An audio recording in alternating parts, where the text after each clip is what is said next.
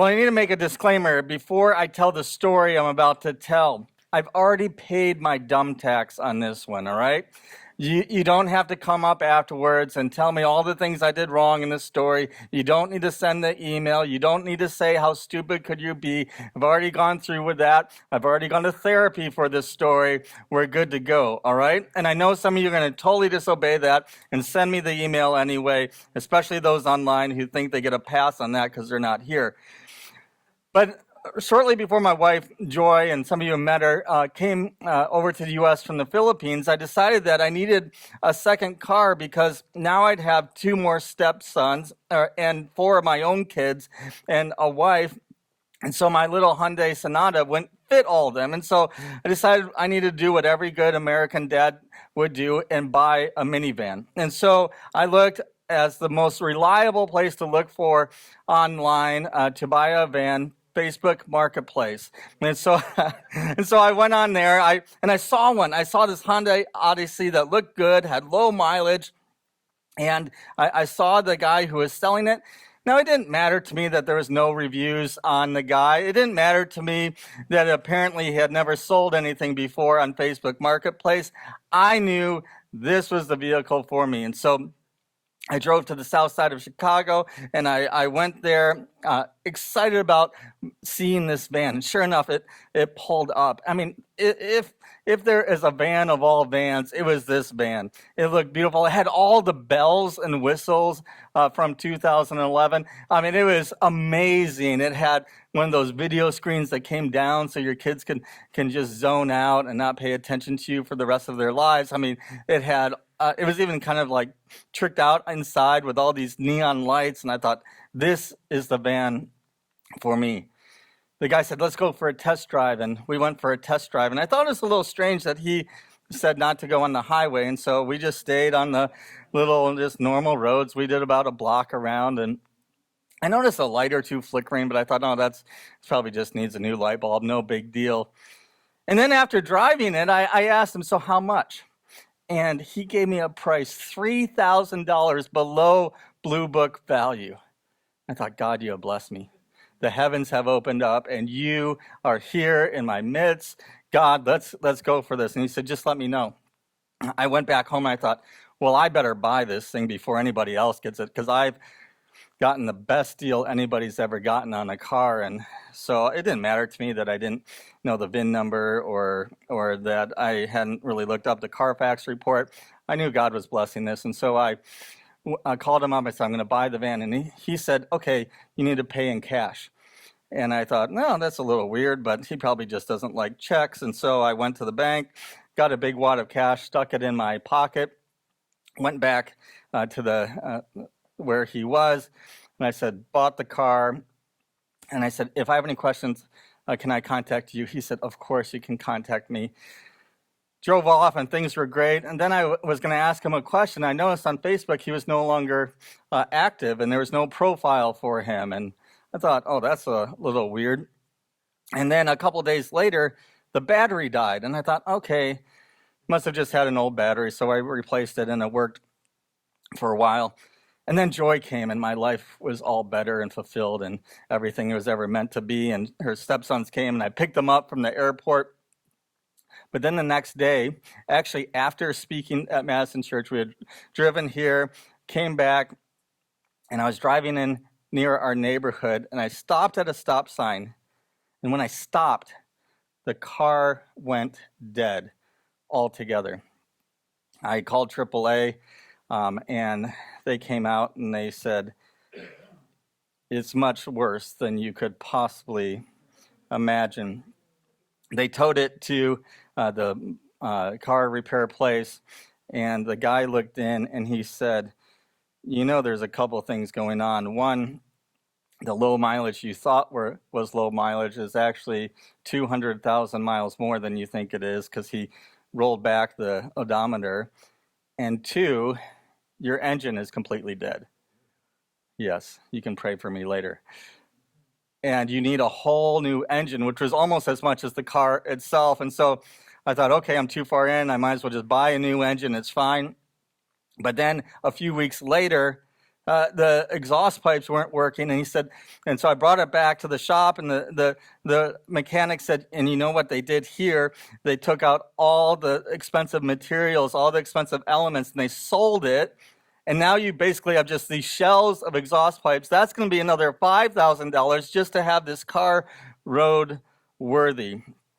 I was asking God to take me in that moment, to come and just bring me to his presence. But in that moment, I realized I have to scrap this car. The car I had trusted, the deal I thought was going to be good, it wasn't. And the whole thing broke down, and not only broke down, it wasn't viable to continue with. Now, here's my point, and I actually do have one. A lot of us are like that in relationships.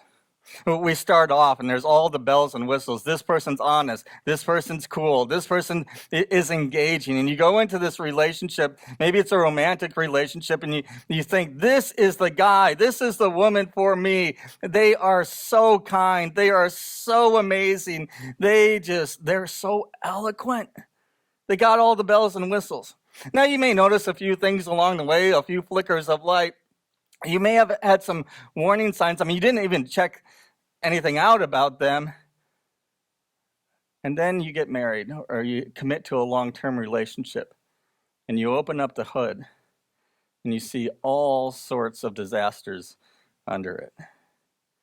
And now you're a few months, a few years, sometimes even a few decades in, and the whole thing is broken down. And with it, your trust has been broken. You know, as we continue in this series called Trust, we have to, as we figure out, okay, what do we do with this thing in relationships? We have to figure out a way to move forward, to understand, okay, we have all these issues that we've had in life with relationships. We have all these bad stories of trust being broken. And so how do we move forward when we've experienced that? How do we trust again? Now, some of us would say, like, I'm not going to trust again. I'm going solo the rest of my life. But the problem is we're wired to connect. And if you try that method, you may avoid relationships. You may be functional, but you will not be fulfilled. Because God wired us to connect. It is not good, one of the first things in the Bible, it is not good for a man or woman to be alone. I've been watching, in my binge watching of a show, the show called Alone. Has anybody seen Alone? It's where these 10 crazy individuals decide that the best thing they can do in life is to be dropped off in the middle of one of the most dangerous spots in the world, whether it's a freezing temperature in the Arctic, or maybe it's Patagonia, wherever it is, where there's predators and just terrible elements, and they have to survive. And the goal is that whoever survives the longest before tapping out gets $500,000. I mean, these people are insane.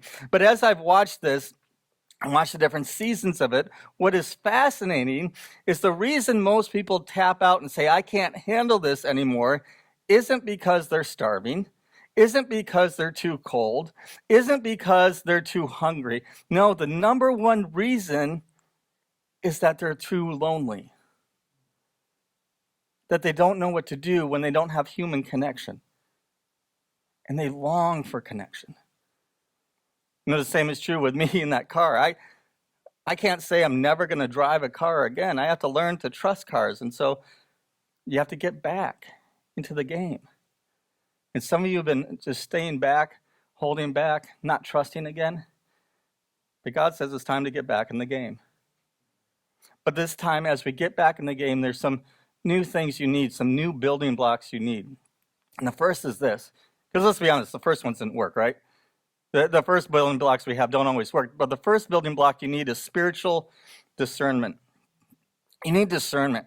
This is what we talked about in the prayer series, that we can actually tap into the voice of God as we communicate with him, as we listen to his spirit. Now, the problem is most of us don't think we can. That's only left to the people who have the gift of discernment. Some people do have that gift, It's a special gift that the Holy Spirit gives some people. My wife Joy has it, and it's so annoying being married to somebody with the gift of discernment, by the way. But she has this gift, and I remember not too long ago, we were with a group of people, and somebody just came up to us and said hi, and we had a nice little, very surface level discussion. I thought this person was extremely nice, and Joy said, she's dishonest. I said, how did you get that from, hi, my name is? And she said, I'm just telling you, she's dishonest. Something's dishonest about her. A few weeks later, we realized that even though she had told us she was single without kids, she was actually married with 2 kids and had abandoned her family. See, Joy has this gift of discernment, but not all of us, and most of us don't have this spiritual gift of discernment, but we all have access to discernment. James says this, if you need wisdom, ask our generous God, and he will give it to you. He will not rebuke you for asking, but when you ask him, be sure that your faith is in God alone. In other words, James is saying, you have access to the very voice of God when it comes to relationships. You have access to understand what God would say about the person or persons you're trying to enter into a business deal with, or a friendship with, or a romantic relationship with. You ask God, and he's going to give you wisdom. It's what I like to call whispers of wisdom from God. And if we live in a state of discernment, of relying on God, God, I don't know about this person. I don't know whether I should trust them or not. God, would you show it to me? He will. Sometimes it will come just in a time of prayer as you're in solitude, just asking God, and his Spirit will say yes or no. But more often than not, it will just come with a little nudge while you're interacting with that person. A few months ago, I was talking with a neighbor across the street. He had recently moved in, and he wanted to become better friends with me, and he was super nice. I mean, he was incredibly nice. He was one of these super outgoing guys. He loved to kind of goof around, and he was really actually fun to be around. But each time I was with him, there's just a little nudge, and I can't fully explain it. Maybe you know that nudge where it's like, there's just something off. I can't put my finger on it, but there's just something off. And that was the Holy Spirit nudging me, saying, stay away, Jason. Stay away. And about a month later, the cop showed up to the house, and he was escorted out for domestic violence. There's a whisper of wisdom from the Spirit of truth. Jesus said, when the Spirit of truth comes, he will guide you into all truth. He will bring me glory by telling you what he receives from me. He'll bring me glory. So building block number 1 is discernment. Building block number 2 is you need a trust committee. You need a trust committee. Because it's one thing to rely on discernment, but we don't always see it. We don't always hear it, and there's things just blocking us for whatever reason. And so we need people in our lives that form what I call a trust committee that can see things about potential relationships that we're going to engage in that we can't see. Should I date this person? Should I marry them? Can I trust my son yet again after what he did to our family? Should I go into business with this person or not? And we just can't see it fully. We have blind spots. Proverbs talks about these committees. Listen to a couple of verses from Proverbs 15:22. Plans go wrong for lack of advice. Many advisors bring success. And then Proverbs 24:6. In a multitude of counselors, there is safety. So let me ask you, do you have 2, 3, 4 people? Then when you are just unsure of, not just with relationships, but just in life in general, when you're unsure of what way to go or not go, that you can just say, can you just show me?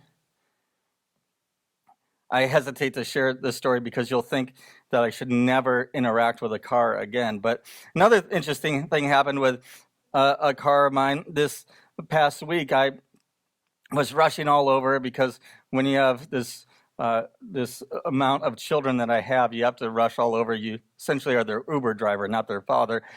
And so I was rushing all over, and I told my stepson, I'm at karate with your younger brother, and I'll rush back home you have music to go to, and I'll pick you up. But please be ready outside because we don't have time for me to go in. And sure enough, as any 15-year-old would do, when I got back, he had gone off into La La Land and wasn't outside. And so I was so annoyed. I just got out of my car, ran inside, left it running, and my 7-year-old stepson was in the back. I got my older stepson out of the house, and we were walking down the steps to the driveway, and I saw my car with my 7-year-old stepson in the back, just enjoying the ride, going straight for my garage. I had left it in drive.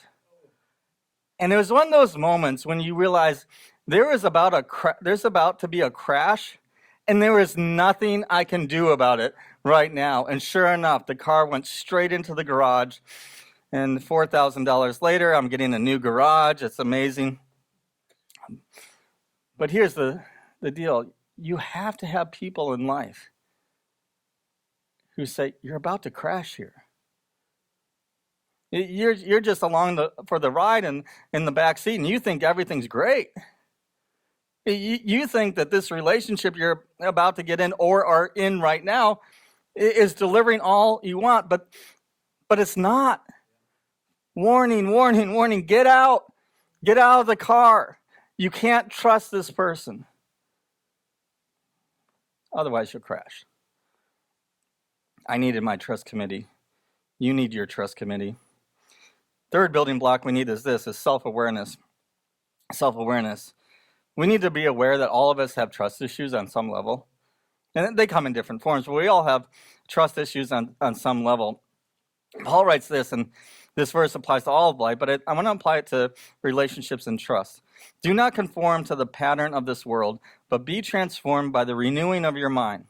Then you will be able to test and approve what God's will is, his good, pleasing, and perfect will. I think one of the things that Paul alludes to here is that we all have patterns that we fall into, negative patterns. And if we fall into those, we conform to a way of thinking that does not work. A lot of those patterns that we develop over time are from our trauma in our past, our trauma from relationships, our trauma from early childhood, our trauma from parents who neglected us in some way, a trauma from a marriage maybe even, or a past relationship that was hard. And what ends up happening when these patterns come into our life that we develop, our trauma blocks our trust. Our trauma begins to block our trust, and we develop patterns of relating with people. And I'm just going to mention a few. There's way more than this. But I've noticed about 3 different very common patterns of people with trust issues, which is all of us. The first is this. Some of you are avoiders. You're done with people. You're like, the world would be better if it was just me and nobody else. You're like a friend of mine who once told me, you know what I would love to do? I'd love to just buy a little house, build a little house in the woods, have all my books, and never interact with humanity again. But some of you are like that. I've been hurt. I'm done. I'm not stepping into relationships. Or if you do, it's just very surface level. But some of you are just the opposite. You're a clinger. You're a clinger. Somebody breaks trust with you over here, and so, okay, that relationship doesn't work. Who's next? And you just go and cling to them. I love my dog, Jack, and I apologize if your name is Jack, but that's the name he came with. And he's a golden doodle, but he's more golden retriever than poodle, so he's an emotionally needy dog. I know some of you have emotional support dogs. I have an emotional needy dog. He always wants to be with me. It's very annoying when I'm on video conference calls for work and I'm saying something important and this dog jumps up on my lap and introduces himself to my boss and executives at my company. But one of the things I thought until recently is that Jack was committed to me, that I was the only one he loved. But sure enough, if we're in a group of people, he will come to me first, and he will come up onto my lap. He'll nudge me to pet him some more. He'll want to just cuddle up with me. But that dog, if I ignore him, does he just sit there and wait for me to come back to him? No, I've broken trust with him. he'll go to the next warm body and jump up on them and cuddle with them as if I was never in his life. He's cheating on me all the time. But so many people are like that in life. They get hurt over here and they just say, okay, I'm going over here. I'm going to another relationship, a third relationship. I'm going to trust somebody else again and again. And we get hurt again and again, and we don't know why. It's because we're just clinging to whoever and whatever will pay attention to us. So we have clingers, we have avoiders, but some of you are transferers. In other words, you take the trauma from whoever did trauma to you, and you project it on the next person. It's the person in a relationship, the wife who says, "You're just like my dad," to her husband. It's the boss I once had who had all sorts of issues from his family growing up and couldn't trust anybody. And so his way was always to lash out. And so he lashed out on his employees. And every year, about 75% of the staff turned over. And many of them had to go to therapy. It happens with institutions too. You can be hurt by a church and go to the next church and expect the same hurt to happen. You transfer one thing onto another. Whatever it is, transfer, avoider, clinger, we all have to be aware of where we fall, where our trauma blocks our trust. Final building block I want to mention, and there's way more building blocks than this, but is that we need to have a trustworthy life. You and I, if we're ever going to engage and try to discern who is trustworthy in our lives for a relationship, we have to be trusted people ourselves. Because we can't discern who is trustworthy if we're not trustworthy. If I'm not honest, I won't be able to know what an honest person looks like. If I'm not reliable, I won't know who a reliable person is. If I'm not compassionate, I won't be able to identify compassionate people. See, trust goes both ways. And we have to recognize, okay, where's my role? What am I like? David wrote this, "Search me, God, and know my heart. Test me and know my anxious thoughts. See if there's any offensive way in me, and lead me in the way everlasting." God, search me. Where am I not trustworthy? What are the issues in my life that I need to develop so that other people can trust me? The writer of Hebrews says this, "But solid food is for the mature, who by constant use have trained themselves to distinguish good from evil." I think what the writer is saying there is you won't be able to distinguish a trustworthy person from an untrustworthy person unless you have become mature, unless you have become trustworthy yourselves. So we need new building blocks in our relationships. We need new building blocks to be able to discern who it is we can trust. But we also need a new set of questions that we can ask to ourselves and to the people around us. And the first question is this: do they see me? When I'm engaging with this person, I'm deciding whether or not I'm going to trust them. Do they actually see me?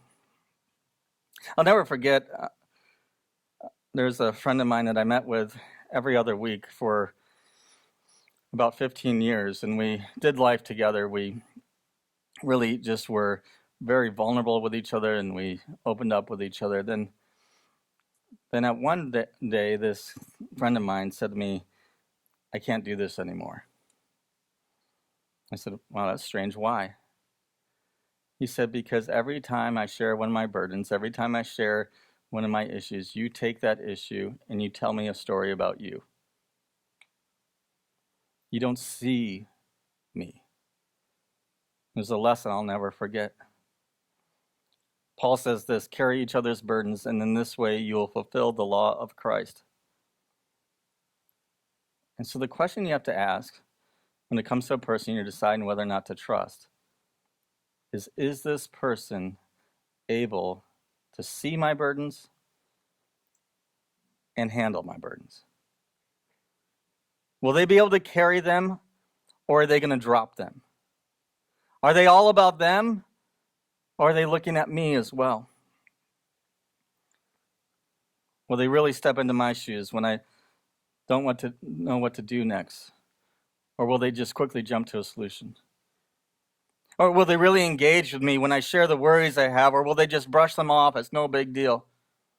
Will they carry this problem and this issue I've shared with them in deep vulnerability? Or will they share it with whoever is listening and break our confidentiality? Will they carry my burdens? Or will they drop them? See, ultimately, that question of do they see me is a question of, am I safe with them? Because safety is at the core of trust. Henry Cloud, who you've heard much of this sermon series, is based off a book he wrote, Trust. And if you read any book this year, just read that book. It's amazing. Henry Cloud writes this: the crucial question we ask before we get involved with a person or situation is this: is it safe? We long to feel safe and secure, and trust is the currency that brings those feelings about in our lives. In other words, safety comes by seeing. It's having the eyes of Jesus. Matthew 9:36, when he saw the crowds, he had compassion on them. Jesus saw people, and we need to look for people in our lives who see us, and we see them. Next question is this, and I'm not going to spend long here, just going to make reference to this. Are they emotionally intelligent? Are they emotionally intelligent? I'm not asking if they're intellectually intelligent. That's a fine quality to have. But by and large, the most important quality, type of intelligence somebody has to have is not just a high IQ, but a high EQ. Are they emotionally intelligent? Do they know how to navigate relationships with grace? Do they know how to navigate relationships without extreme awkwardness? Do they know how to navigate relationships where they engage in healthy dialogue? Are they emotionally intelligent? That's a whole nother series. We'll leave that off to the side. Third question, and Stephen's alluded to this before in the previous weeks: are they suitable for the task? Are they suitable for the task? My neighbors, knowing the stories of my car woes, know that I'm suitable for some tasks and not suitable for other tasks. And we have a great relationship. We have a unique neighborhood where especially the men all just hang out in each other's garages every day almost. We become good friends. Now, my friends, my neighbors know that if they have a life issue, I'm kind of the guy they go to. I'm the guy who will listen and maybe ask some probing questions that help them. But one thing they know is there's certain things I can't do. When I was dealing with that car that I thought was the best thing in the world and wasn't, and I was trying to jumpstart it in my driveway, and the battery wouldn't jumpstart. I did it right the first time, but I thought, okay, maybe I did this wrong. And so I just decided, for some unknown reason, to just mix the way the I don't even know what they're called, the jumper cables were attached to the battery, thinking that maybe that would do it. And some of you may guess what happened next. I turned on my other car and got the battery going, and instead of charging the battery on the van, it started a fire on the jumper cables, and my neighbor saw what was going on. He said, "What are you doing? You're going to blow up the entire neighborhood." And he came over and got the fire out, and he said, "Jason, okay, here's the deal. If you ever need help with your car, don't touch it. I will be over.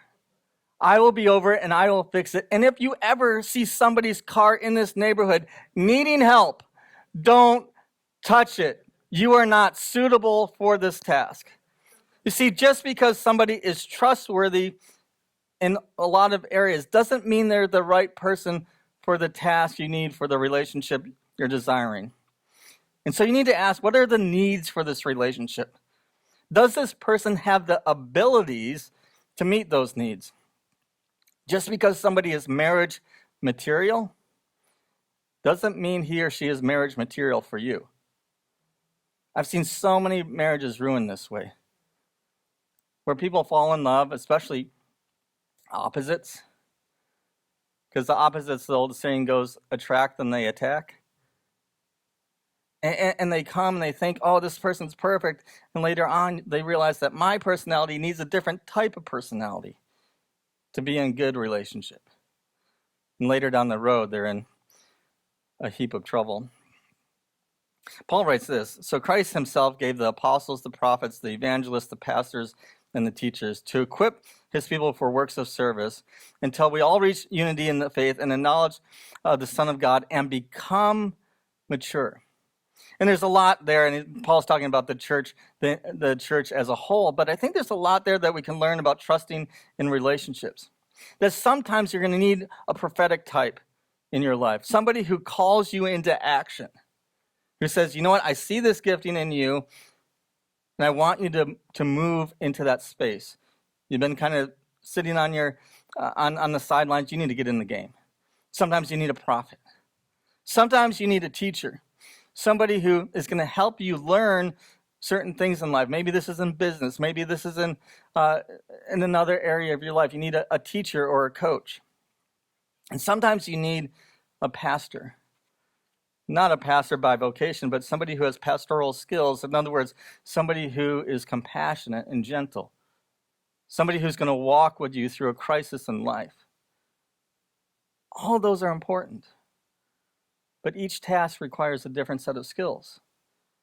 We need to know, is this person suitable for the task, for the type of relationship I'm desiring? Fourth thing we need to ask is their behavior consistent? Is their behavior consistent?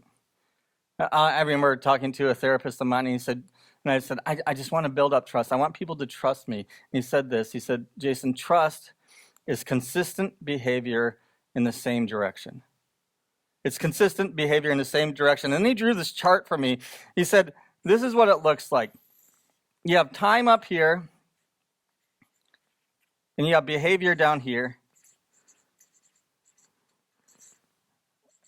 And you have what you want. You want trust up here. But trust, as you know, it has to be earned. It's something that's earned over time. And said so when you're looking for somebody that you're trying to decide, how do I know if they can hit up here? What you have to do is watch, as Stephen may have mentioned earlier, their track record. Are they consistently near this line? Are they exhibiting the fruits of the Spirit, love, joy, peace, patience, kindness, goodness, faithfulness, gentleness, and self-control? Are they showing you instances again and again that kind of hover around here? Because the more they show you of this, the more you realize, okay, I can trust this person. I can trust this person. Now, he said, you have to remember, we're all human. We're going to mess up sometimes. So occasionally you'll have an outlier over here or an outlier over here. They have been very reliable, but one time they just didn't look at the calendar. They didn't show up. But you still trust them because this pattern is already going on. I said, the more you trust them, the more you see this consistent behavior, the more you can lean into the relationship because they are showing consistent behavior in the right direction. And they can reach this point of complete trust. And one thing I will note, yes, trust is earned, but trust also has to be given. Because while you do want to earn this trust, while the person needs to show that they're consistent, you can't expect them to be here at the beginning. At this point, you give them trust to show you the consistency. And some of you are in relationships with people where they're all over the board out here most of the time. And then they do one little thing right here and you say, oh, I can trust them. You cannot trust them. This is their norm, not this. So consistent behavior in the right direction. Next thing you need to ask is this. How do they handle conflict? How do they handle conflict? See, trust-based relationships will always have disappointments. There will always be needs for confrontation on issues. Because again, we're human, we're fallen.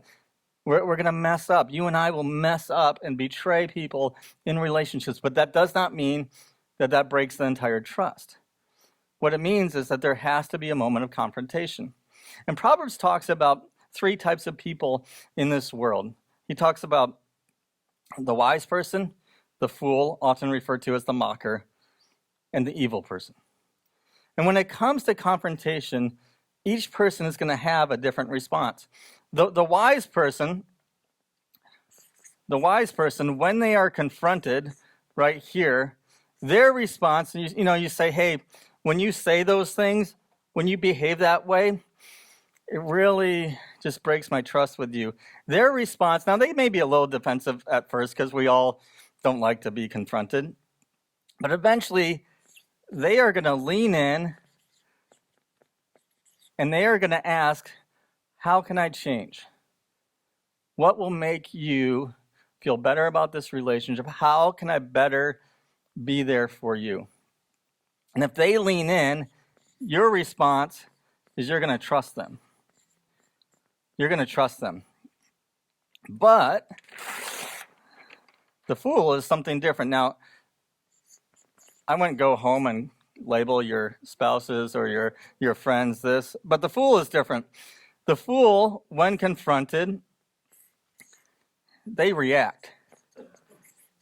They get defensive. They say, no, that's not true. Look, I'm a good person. You're just overreacting. This is really about you. They gaslight you. They do whatever. They just say, this isn't about me. I'm really not that bad.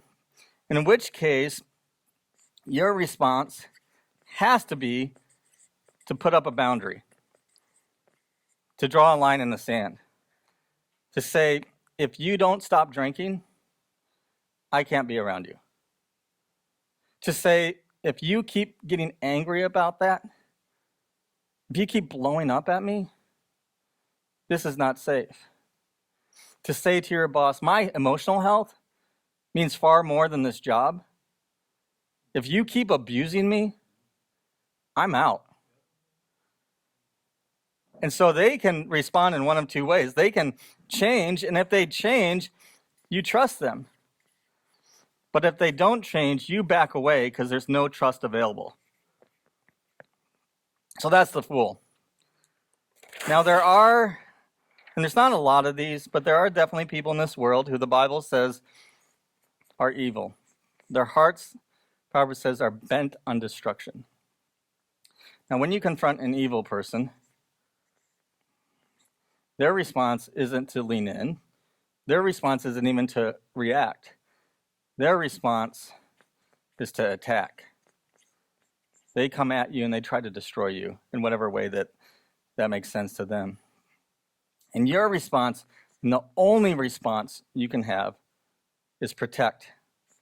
Protect yourselves and the people that this person is attacking. If he's hitting you, get out. If he's abusing you, if she's abusing you, run far away. It doesn't mean you don't care about the person.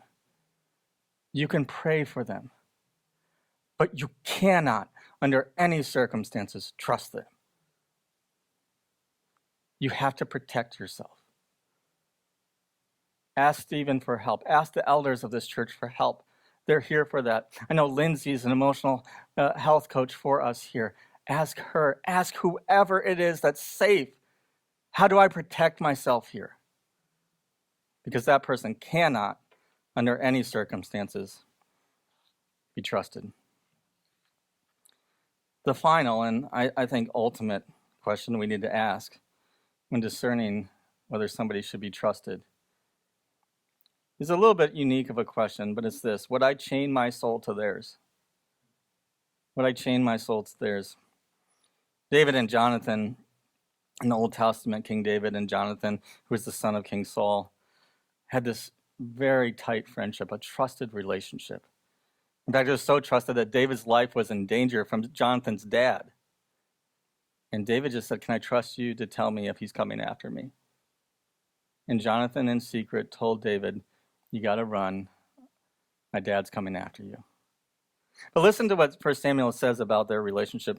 As soon as he had finished speaking to Saul, the soul of Jonathan was chained to the soul of David. That word, sometimes it's translated knit. It can also be translated chained. It was chained to the soul of David, and Jonathan loved him as his own soul. And so the question I always ask about the people I'm deciding it, can I be in a trusted relationship with, is how would I feel if my soul was chained to theirs? Would I feel like I'm just dragging them along and it's just this huge weight? Or would I feel like a weight has been lifted off my shoulders? And now my life is in deep community, deep relationship, deep intimacy with somebody who sees me, with somebody who has the ability to help me in this area, with somebody who, if things go sideways for us, we can talk it through. We're going to both lean in. My prayer for all of you, especially those who have been broken in different ways, who don't feel like you can trust again, get back in the game. You are not meant to be alone. You can trust again.